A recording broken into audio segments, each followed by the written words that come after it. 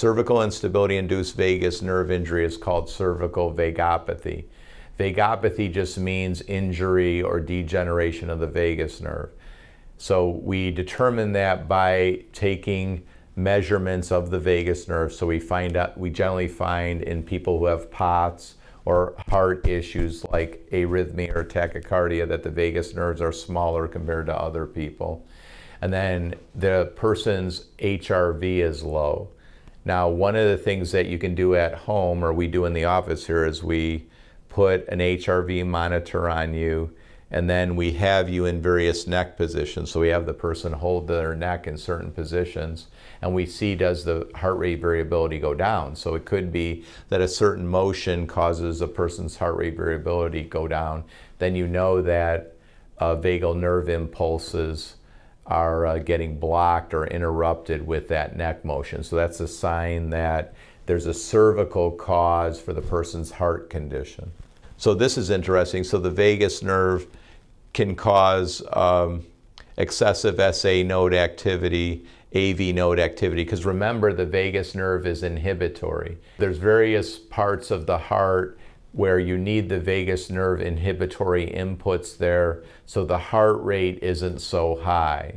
If you have vagus nerve injury, you can get AV blocks, atrial flutter, atrial fibrillation, bradycardia, which means the heart rate's less than 60. You can get supraventricular tachycardia, paroxysmal atrial tachycardia.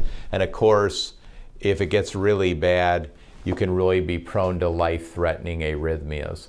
So again, if you or you know somebody who has an arrhythmia and they don't know the cause of it, like there isn't like structural problems in the heart.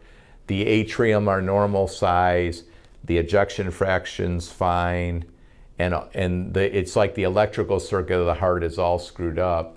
You should think about, well, maybe you have a neck cause, a cervical cause for the heart problem.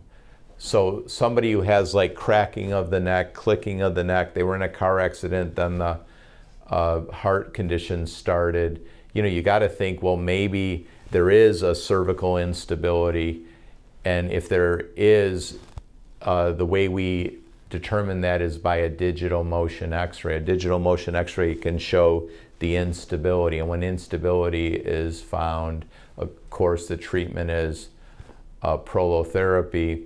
When there's a complete reversal of the cervical curve, we do curve correction. And when something's mal-rotated, remember I said that a lot of times heart problems are from a interruption of the vagus inputs from the left vagus nerve to the heart.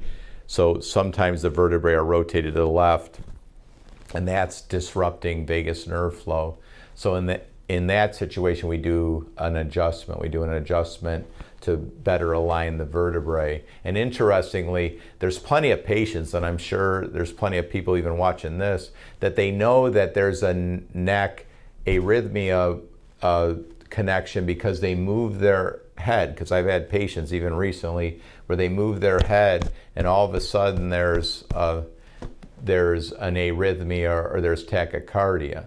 So what we recommend, if you know that you move your head and there's just some odd thing that happens to your heart, we would say get some kind of EKG device that can monitor your heart rhythm at home. What we use is the mobile Cardia. And just know I don't get royalties from Cardia or Elite.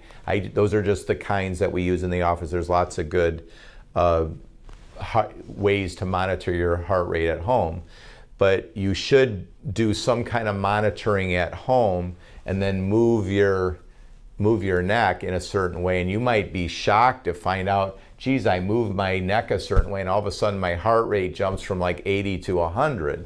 So you can't get better proof than that there's a neck-heart connection.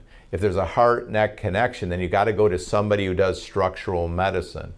Somebody like us at Caring Medical, who can look at the alignment, look at the curve, look for instability, and then come up with a treatment plan to restore the anatomy, the cervical curve, the stability. And what should happen then, the person can move around, they don't get POTS, the POTS goes away, the arrhythmia goes away, the tachycardia goes away.